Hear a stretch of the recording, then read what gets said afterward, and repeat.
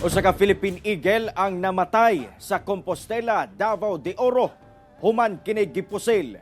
Dugang detalye sa report ni Kent Abrigana. Gitabang sa mga indigenous people, mga personahe sa 25th Infantry Battalion o sa Philippine Eagle Center, kini usa ka agila nga gingan lang si Mangayon.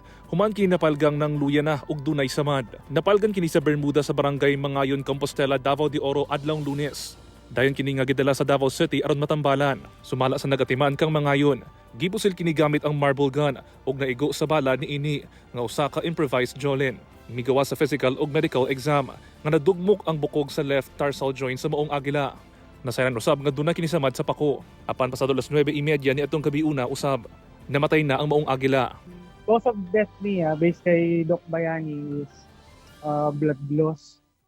Tapos, may high chances po na sepsis, protection, sir. Kung naagapan siya gamay, pwede pa siya masalbar. Sa necropsy migawas nga usa ka himsog nga lalaking agila si Mangayon. Nag-edad kini og 4 to 6 years old. Sumala sa Philippine Eagle Foundation, ikaupat si Mangayon sa mga narescue nga agila sa Philippine Eagle karong tuiga. Nakatakda nga ipreserba si Mangayon.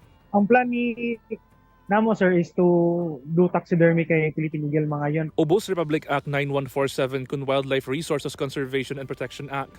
Ginadili ang pag-exploit, pagpasakit o pagpatay sa mga wildlife. Ang mapamatud-an nga nagasupak sa maong balaod, pwede nga pamultahon og 100,000 nga to 1 million pesos og pagkakulong nga dili moubos sa 6 ka tuig hangtod 12 ka tuig.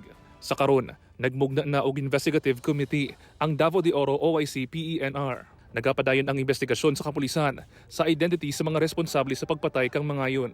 Bisag lapok ug likod ang dalan, motor jud ang makasulod according dito sa akong personnel nga gipadala dito.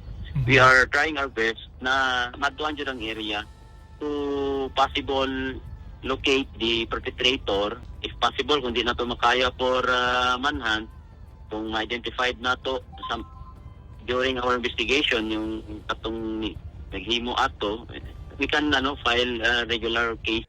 Ako si Kent Abrigana para sa One Mindanao.